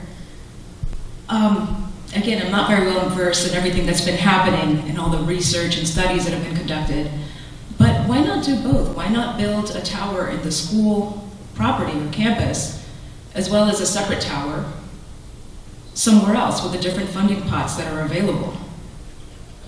I would be open for that. If the school district wanted to do their own tower, then we would definitely look at a second tower. The city would have to go back to funding, but that would always be a possibility. What would we have to do to get the ball rolling on that? Well, the first step would be the school. The school and OSPI would have to decide that they were going to do their own tower, and then we as a city, we would start working on that right away. For a second tower that would be within the city. Okay, I guess I have to get some more information because I don't fully understand. But I do have another question, a third one, and that's, I believe the initial presentation stated that there was about perhaps an 8% chance or less than 8% chance of population survival rate at our current state. Are there any plans in place for survivors? Yes, so there's a couple large exercises. We've had national level exercises, 2016 Cascadia Rising, and then 2022, just last year. So there's been a tremendous amount of planning at the federal level, state level, and at the local level. I think for 2016, we had over something like 22,000 people participated. It was massive, it's multi-state. But there's a lot of planning that's going on how do we rapidly... What about for here specifically? Oh, sorry. Thank you. We do have an internal plan, but the plan is their signage that is follow the the path. We have a plan for emergency, but our reality is that we don't have a lot of options because we don't have high ground. Right, I understand that. There's a very low survival rate presently. But maybe we'll get 5% people that survive if we're lucky, if they're all lucky, right? What can they do to increase their chances of survival after a catastrophic disaster? Are there going to be any storage of water, communications, any way to communicate to the National Guard, the Coast Guard to get help? I believe that in a situation like this, places that are more highly populated, like Puget Sound, Seattle, Tacoma, are going to get a lot more attention than our tiny little seaside community. So we're going to have to be pretty self-reliant. What is in place for us now? What can we have in place in a more near future to increase the chances of survival for those who survive the catastrophe? And we work with the Grace Harbor Emergency Management, working on a plan. We have, with our fire and police, we have actions in there. We've done drills where they've come in with helicopters to look at it. That is the key. I mean, we are working on having a plan for what we can do. One of the problems that we do have is, where do we send people? So from what I gather, if the tsunami happens tonight, most of us will be wiped out. Maybe a few will survive. What will happen? What do we have in place right now for the survivors? No, Okay, hi, I'm Hannah Cleverly. I'm the Deputy Director of Emergency Management for Grace Harbor County. And to elaborate on what we're doing right now, a lot of the things that we've been working on with the Navy on doing sea approaches for having, because when a catastrophic event happens, we are going to be working with a lot of liquefaction and the roads are not going to be stable. So a lot of the, as we would say, supplies coming in from roads are not going to be a viable option. So air is going to be one of our options and coming in from the sea. So we've been working pretty actively with the Navy on identifying landing sites that they can bring in hovercraft so that they can come in and bring in supplies. I think ultimately it is a work in progress. We definitely preach to have 30 days of supplies, 2 weeks at a minimum. That's kind of our state minimum, I guess we ask of you guys as residents to be prepared for, because it is going to take quite a bit of time for help to arrive. One of the things that we encourage everybody, and because it's a hard time to say, go get as much supplies as you can, because it's expensive as well. So we encourage people to take little bits at a time and build a supply over time. Build those go bags, like the mayor was saying. But to answer your question, if it was to happen right now, what are we doing? We are working with the National Guard. We're working with the military to ensure that we have help coming on the way. The governor and the state of Washington is also working on a plan that if catastrophic events happen, we already have pods and places of distribution already identified. So we're working pretty closely with the state, the military division, so that we can get those in plans so that when a catastrophic event happens, those plans are already in motion and we don't have to tell them where the sites are. Does that help answer a little bit? So, sorry, can I just add one thing? All right. We have great information in the back on how to get 2 weeks ready. So what supplies to put in your go bag that you have a vehicle kit, what are those supplies that you need to have, how to do that over a year. So we have website here. Yeah, so how to do that over a year. Check out our websites. Check with us. We give you some good tips on that, exactly what you need to do. And then what are the supplies? And then how do you get tsunami alerts? What are those evacuation routes? And just a lot of key information to help address some of that. But again, as we are working very closely, it's a lot of work and process. We've been working for a number of years, and it's a step-by-step process. I understand. It's a very complicated and expensive issue. One more question. Have there been any measures proposed for water or desalination equipment that can be stored somewhere where the tsunami isn't going to wash it away with our other supplies? So that's a good question. So luckily here, at least on the west side of Washington State, we have a lot of water, right? So one of the things that we absolutely recommend for folks is get a life straw. They're about $20, right? And they'll filter water for you. So you can have it in your go bag, in your backpack, in your car.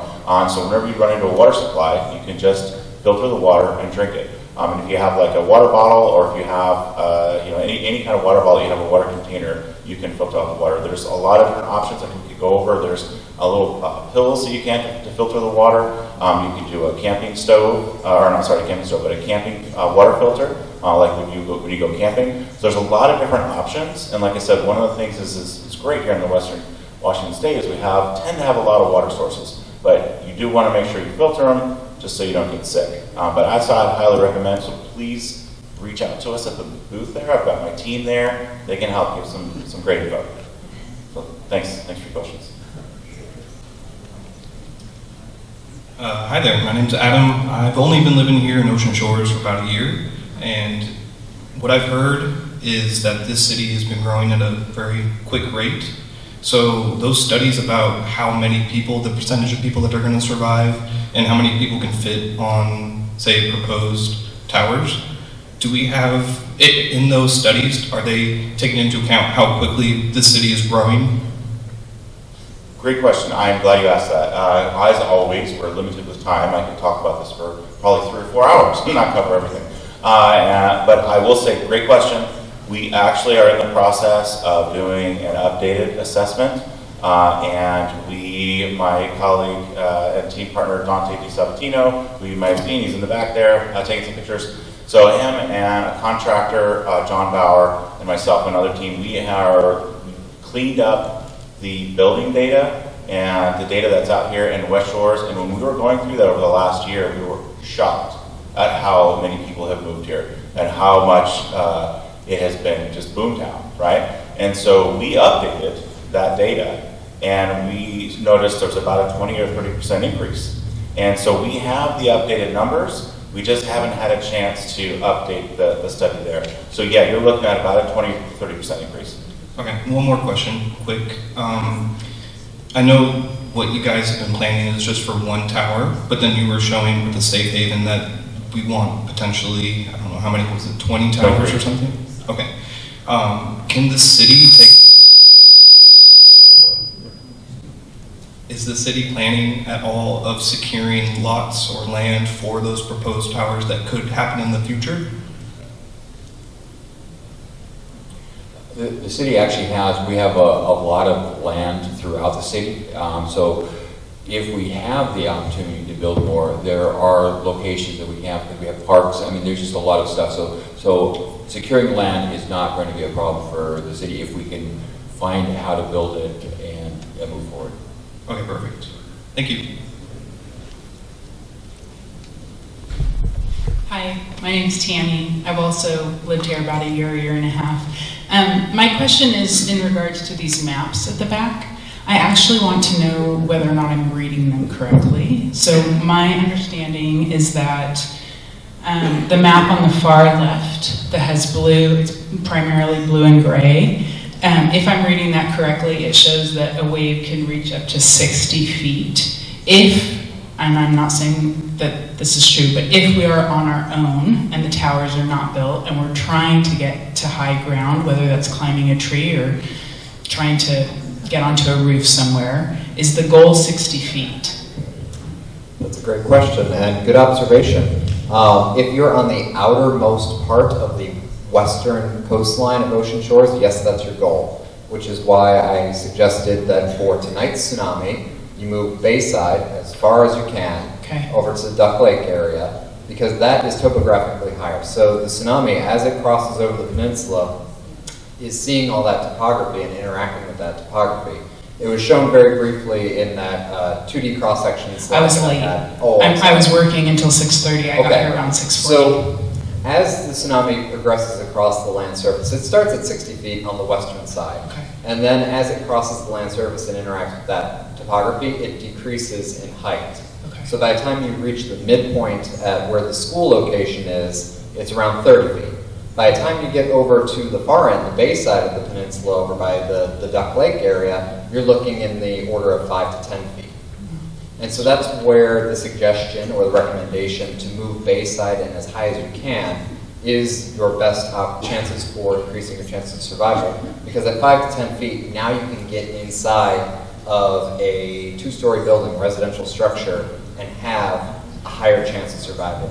At that point, if you're physically capable, you can possibly climb a tree or other larger elevated object and have a chance of survival by doing that. And that is for tonight's tsunami, yes. Got it.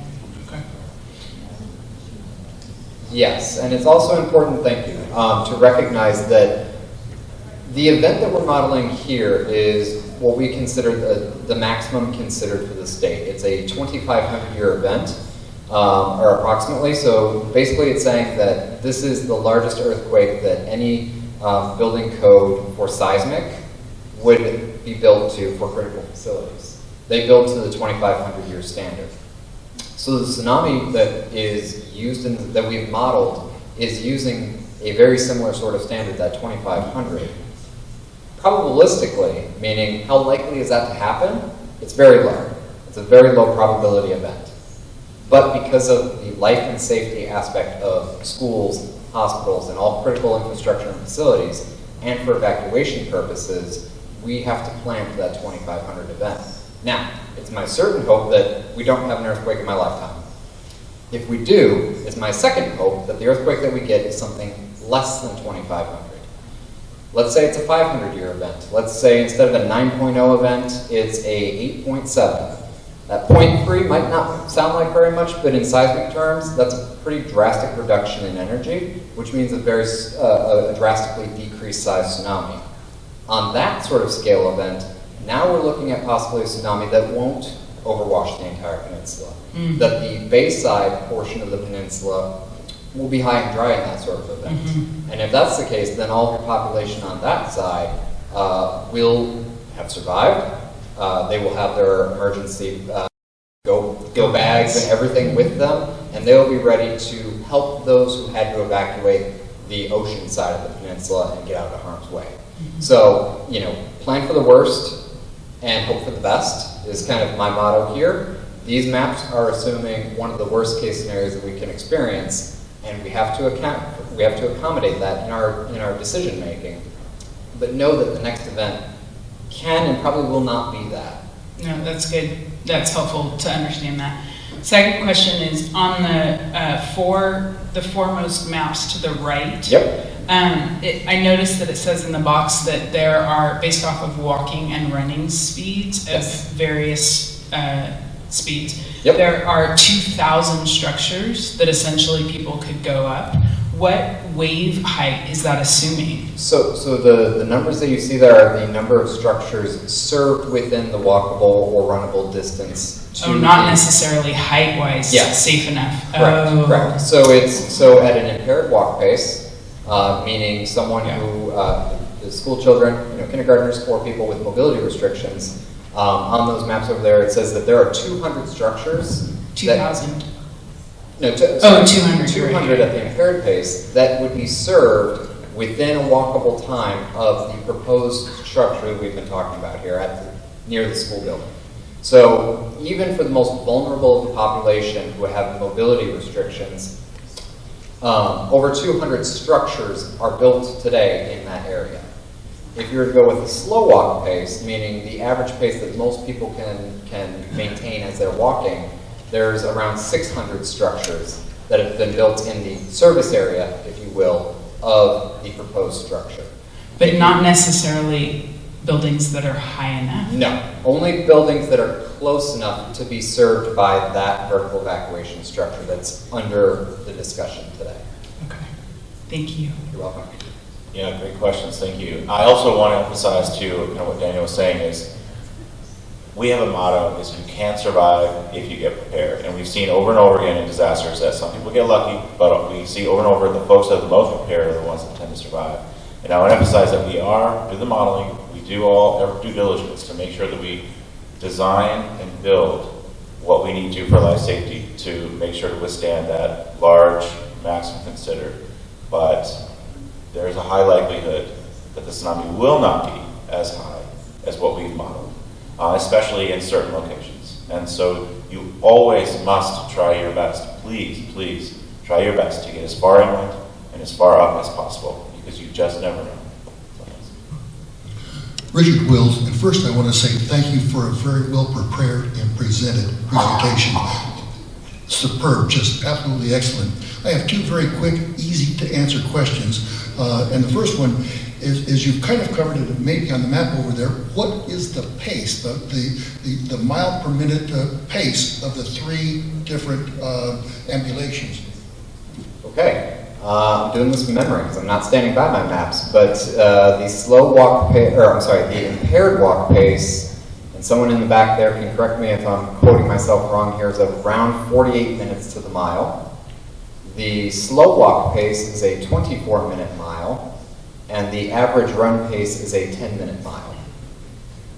And then the second question, and sometimes I get caught up way down in the weeds, but the magnetic brake, the glass of the door opens, what happens if the power's out? If the power goes out, as it periodically does in Ocean Shores, does now the gate allow easy access? So, and I don't need to know the details, just that you have figured that out and have planned for it. That's all I need to know. That was considered, and those magnetic release doors, they're electromagnets. So if the power goes out, the electromagnet doesn't work anymore. So they just are unlocked, basically. And so if we have the earthquake, the power's out. I mean, that's a no-brainer. So That's right, and we consider programming controls, that you can, there's different kind of electrical controls you can do, but if the power's out, then the doors are automatically unlocked. Thank you.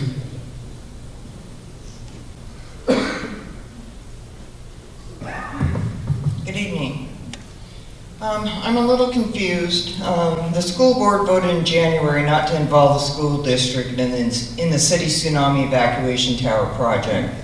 With regard to Ocean Shores Elementary, the school board has since moved on and passed a resolution at their April board meeting instructing district staff to prepare a Phase 1 grant application to OSPI for board approval at the June meeting to study potential construction of a vertical evacuation facility on the grounds of Ocean Shores Elementary. So my confusion comes that it keeps getting brought up that this, as it was first proposed, that the one that the city is proposing is the one for the school and that they need the OSPI's funds for it, yet the school is doing that on their own. So can I get some clarification I on can that? get, what we're talking about is, we as a city, we have a tsunami tower grant. We just don't have enough money. So anyway, so that's what this meeting is about. The school district will make whatever determination they need to have.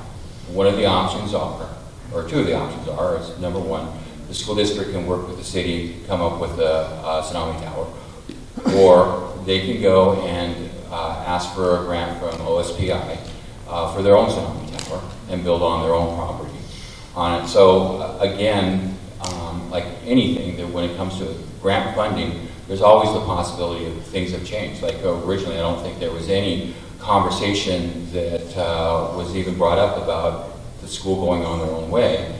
And the school had talked about doing their own project. So I would direct those questions to the school district. Okay, so, but if you don't get that OSPI grant that you were looking for the tower from the school, then that you are only relying on the FEMA grant need to find funding for the rest of the tower. Yeah, and we'll look for other options, but that was that's why there's 5 different options that we were looking at. Okay. We haven't made up our minds, but that is, working with the school district is one option, but there's also options of paring down the tsunami tower to make it smaller within the footprint that we can afford, or finish out the funding, or finishing out the design, go to see if we can find other funding from some other source, which we don't know what that source is, or possibly walk away. Okay, and then I also have the question that why are all the studies just on tsunami towers? Why is there not more information as far as berms, pods, geotubes, things like that? And in conjunction with that, the mayor, you mentioned parks and everything, you had the room for the towers, so why don't we have the room for the berms or some other, the geotubes and things like that? But mainly, why are those not looked into as much as the tower is? I'll start, and you want to? Okay. What we have so far for towers, let me go back to the story for Costa. So Costa, they had to fund their own vertical evacuation structure because it wasn't eligible for FEMA at that time. FEMA would fund tornado shelters, but they wouldn't fund tsunami shelters because it wasn't a thing, right? We hadn't walked through the process yet. And so when we had the 2011 Great East Japan earthquake and tsunami, that was a real wake-up call for us, as far as, hey, let's look at what worked there and what didn't. And vertical evacuation structures worked. And that was the designs, the whole process there, we could see that. And so a whole bunch of folks, key folks worked together to get the structures eligible for funding through FEMA. And so that has been sort of the big push as far as what was available for funding, because that's what it really comes down to, is what we can fund. But I will pass it over to Kale to talk about some specifics on the different types of designs. Yeah, and I think it is important to kind of recognize where has research and engineering guidance been provided, and that is really around evacuation towers, berms, or horizontal evacuation routes, just getting to natural high ground. And FEMA can help with funding for those. But I think your question is then about between a tower and a berm, what makes more sense for a site? No, I was just wondering why this was directed just basically towards the towers, or why FEMA isn't doing as much study with the berms, or why they aren't funding everything equally. Okay. So I think FEMA will fund berms. I think one of the downsides is and one thing I didn't touch on, the first safe refuge elevation is over 40 feet at the proposed project site. The berm itself ends up getting very large from a footprint area. There's wetlands on the site, so there becomes some permitting and just technical challenges to be able to actually build, earth to get up to that elevation. So I think it really comes down to a cost effectiveness. And perhaps in some parts of the community where we don't have to go as high, a berm might be more viable. Other portions where you need to go 40, 50 feet above ground, a vertical evacuation structure tends to be more cost effective. So that was my question. So how tall is the tower? The current modeling, that the first safe refuge is at 40 feet and the second is at 50 feet. And that is what you would require for a berm also? The calculation is the same. You still have the same safety factors, you still want to have the 10-foot buffer. One of the other considerations with the berm is that the berm, once you actually introduce it into the landscape, it changes the topography. And another project found that by building the berm, it actually, I don't know if anyone in the audience wants to comment, that the berm actually influenced it and increased the wave height, such that the berm height had to then get taller as well. So there are a couple of considerations related to those as a solution. Do you have any information on geotubes at all? No. I don't know what a geotube is. Is that something you'd use to reinforce inside of the berm? They've used it in different areas. If you don't have information, I won't go forward with it. Just one last comment. As you have heard from everybody so far that spoke here in Ocean Shores, I think we need to start with just getting an emergency preparedness plan and having citizens prepare themselves for any kind of disaster, not just a tsunami, just like everybody should. We have, there's more likelihood of an earthquake here than a tsunami. So just getting preparedness. And then there's plenty of other options that I hear a lot about, is getting us another road, access roads. There's on the on the east side of town, something like that, or working with state with getting us more roads as far as access out of here. So I would also like to see more in just being prepared for every kind of emergency would be great. But thank you for your time. Thank you.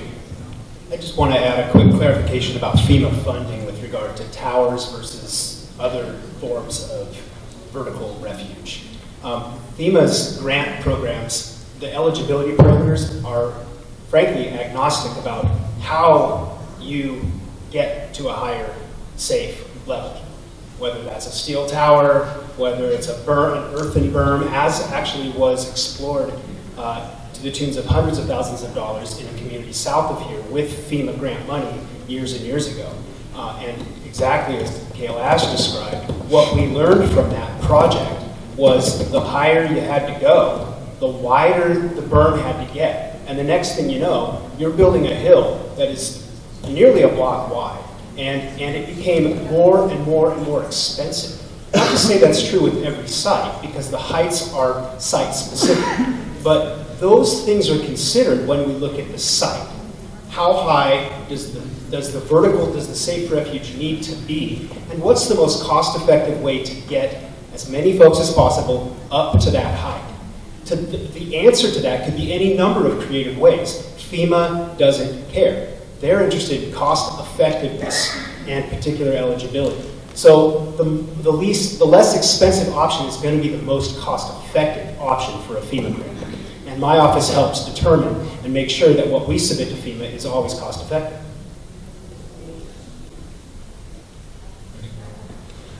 Bob Peterson, citizen of Ocean Shores. I just want to kind of see if we can get our eye back on the ball here. We've worked on the idea of a tower now for 7, 8 years. And we've done all the dance steps to get us to the point where it can happen. The studies have been done, the money has been lined up. The one thing that's standing in the way of this happening is the school board of North Beach School District. They've been unable to make a decision on it, and an effective decision on it, I should say. There's been a vacuum of power in our school district due to we haven't had a superintendent for a while, and our board just simply can't make effective decisions. So I have gone to school board meetings, and I have seen people who are not in favor of the tower there line up and just, give the school board hell. But I haven't seen many people get up, and I haven't seen anybody in this room, in fact, go to a school board meeting and stand up during public comment and say, hey, I want this for my school, for my hometown. I want this for the kids of our town. I want this for the people of our town. I want a tower that will hold 800 people, not 400 people. That would be if you just built it on the school grounds. And then in the end, you're going to have years of trying to go out and get the money, that kind of thing. We have something that is almost in the hand, and it can help a lot of people. And I would urge each and every person in this room who is in favor of towers, and the tower, remember, is supposed to be the first of maybe 10 or 11 in our town. And it's got to start someplace, guys, and I'm asking you people to step up and do it. Thank you. Thank you.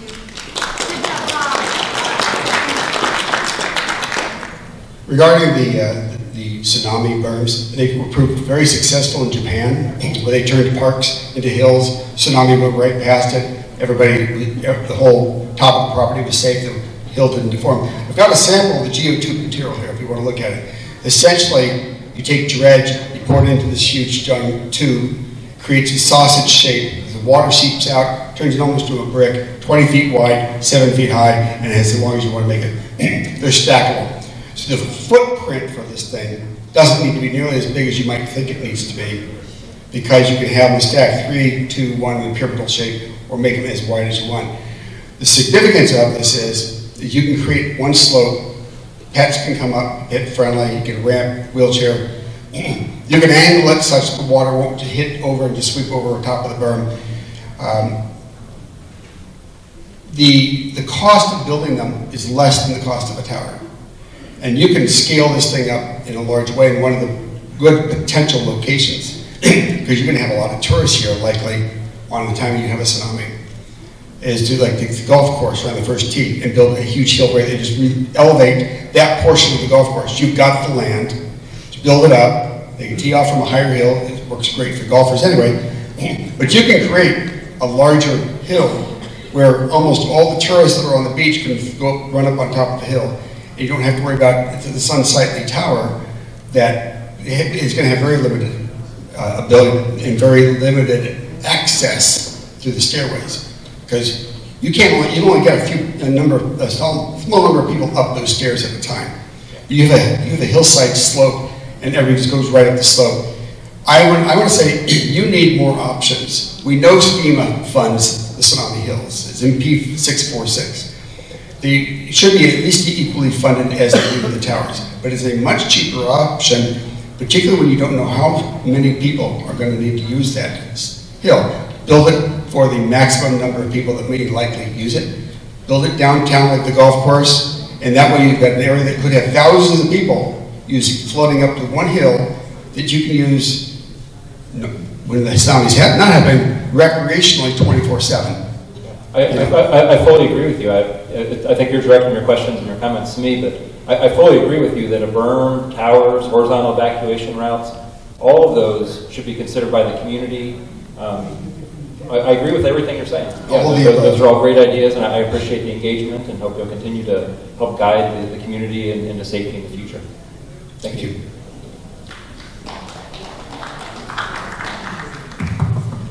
Nani Bacon, resident, transplant from Hawaii. I lived with a lot of tsunamis and hurricanes all my life. And I still live, I'm here to tell the story about what happened. I did my research, and the last tsunami that came through Ocean Shores was 60 years ago. The last hurricane, which nobody seems to be concerned about, came through in 1975. What plans do you guys have for hurricanes? Now, the other thing the young lady brought up about supplies for survival. Kauai was hit. We're in the middle of the ocean. We had nothing. The waters came from the wells. The food was brought in by air by the Coast Guard. Electricity was brought in by a nuclear sub from Pearl Harbor. So it's not like we're going to be stranded here, that everybody's going to drop dead. Hell no, we're going to survive. Aberdeen and Hoquiam is right over there. So is Alma and the rest of these other places. So, you know, like, I don't want us to be wasting money. That's the whole tip of why I am here. I don't like waste of our tax money, which can go for other things that's needed much more. We have 7,000 people. How can you save, 200 people on that tower that you want to put up? But we have 7,000 people. And also, everybody forgets, there's a group of seniors that live over there by the community center. They can't travel very far. They can't go anywhere. What happens to them when the hurricane or even the tsunami hits? So, anyway, thank you for listening. So I just want to respond to that. That as Hannah talked about, that we do work hand in hand on coming up with a solution. But to the point, as mayor, my number one priority is to try to come up with solutions. And right now, we are limited with our solutions, as Randy talked about. I think there's multiple solutions. As far as wasting money, one of the biggest things that we've been focusing on is not coming back to the taxpayers of the Ocean Shores and asking for more funding to get this thing done. Working with trying federal and state money to be able to do that. But I will challenge you is that we cannot do anything if we don't get started doing something. And that's the problem that we have, because we can stand around and we can think about there's possible solutions. Here's a possible solution that is one of many solutions, but we've got to get started someplace. The thing is, we get started with doing all of these things. But one thing that prohibits a lot of this stuff from moving onward, and that's maintenance. I've seen a lot of things. Nani, I would tell you that we have a whole maintenance program with this, and as you have talked about, things that have happened in the past will not happen in the future. We have a whole maintenance plan that we're working on the entire city with that.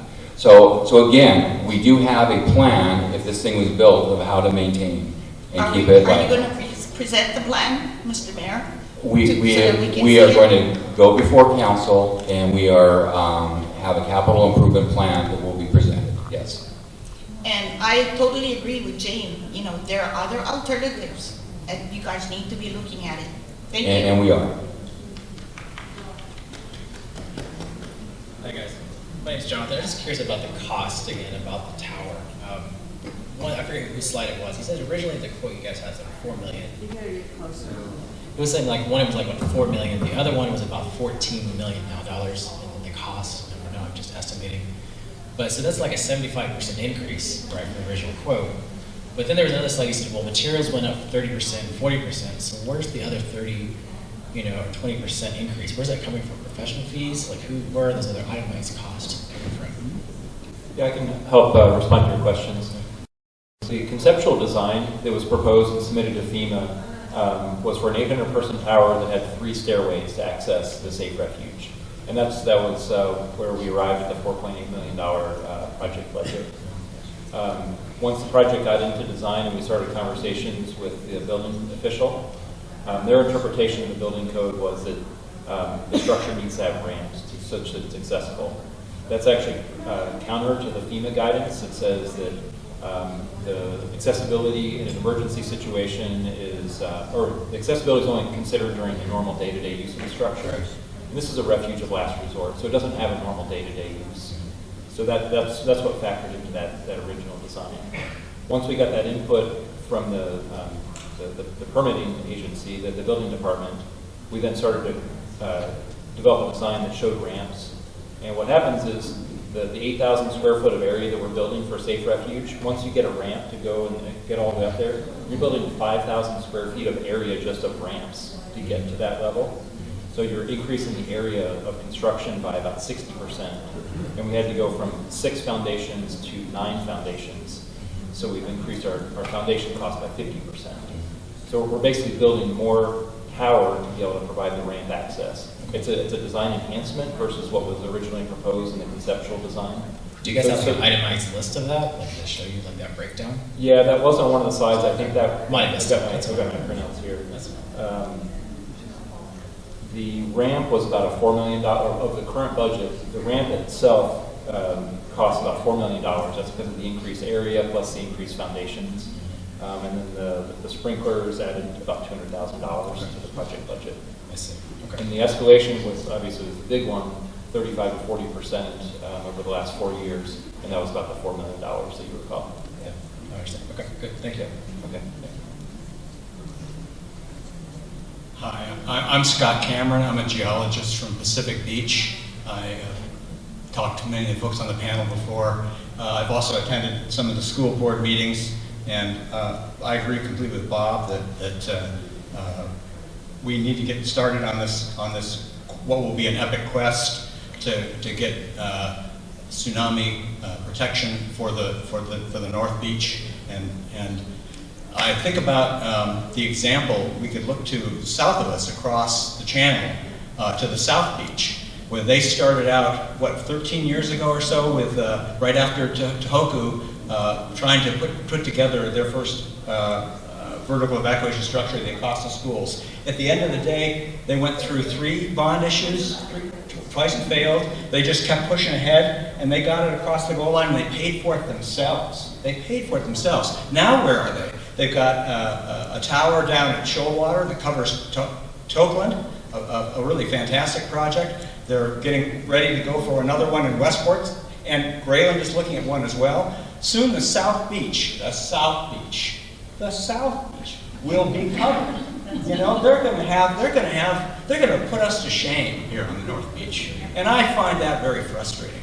I'd like us to be the safest communities on the coast. So, I agree with you. We got to get moving. Now, we have a gift given to us, a blessed gift from Senate Bill 5933. The Senate, I think, unanimously approved that bill to pay for 2/3 of seismic retrofits and VES towers and moving schools like Pacific Beach to higher ground. I think it's actually more than 2/3, isn't it, Randy? Can't we get like closer to 90% covered? Yeah, the legislation has no cap to But we can't, there are some things that we can do, right? That we can actually get more than 2/3 of the coverage. So why would we miss that opportunity? It's a golden opportunity. And we also have this $4 million or so from FEMA. And the question there sounds like is the proposed compromised location of the south end of the city property just north of the church, is it close enough to the school? What's the difference in time? How much more time will it take for the kids to get to that location? How much time will it add to their walk distance? The current tower location is, I think, 60 minutes on just a leisurely walk. If we move it as close as we were going to get, it's 4 to 6 minutes. Yeah, so that's pretty good. That seems pretty good to me, and we'd save $4 million, right, for using on other projects in other places. So, I mean, I'd like us to get going because we have a long way to go to cover all of Ocean Shores. And my last question is for you, Kale. My last question is for you. So if we go ahead and put in 20 towers on the coast or 40 towers on the coast, is there going to be an opportunity for cost savings and efficiencies that we're going to get, learnings that will allow us to crank out more standardized designs and processes to bring those costs down? I can comment on that. I think that as you scale this up, that you definitely will find those efficiencies. You can also have a standardized approach for dealing with the unique aspect of these structures from a building code standpoint. One of the really valuable ways of achieving vertical evacuation is to integrate it into another planned project. You know, that Ocasa Elementary School, the first vertical evacuation structure in Washington State, you know, the school district self-funded it. That was completed for about a $2.5 or $3 million cost premium on top of the cost of building the school. And you take that and divide that by the 1,000 people refuge capacity, extremely cost effective, about $3,000 per occupant. So I think all of those strategies, berms, you know, horizontal evacuation routes, all of those need to be considered kind of in concert with each other. But as we're talking about vertical evacuation structures, scaling this up, you know, you can kind of build a template and then start rolling them out instead of doing them one by one. But I agree with you. I agree with the previous gentleman. Start with the first one and go from there. Right. Thank you. Thank you. Thank you for all your hard work on this. Thank you so much. And these things take a long time, as you can see, right? But I think to Cale's point is there's a lot of opportunity where we can find it for future vertical evacuation structures is to tie that into buildings that are being built to have as much cost savings as possible. So with that, I think we're, is there a question? Yeah, I live on the east side, so I'm more protected if we have a plant isn't as big. I have an airport close at hand. How are we using this airport? Because we have, what, 30 minutes before it hits that side, or 20 minutes? How are we going to use that airport for the people that live in that area?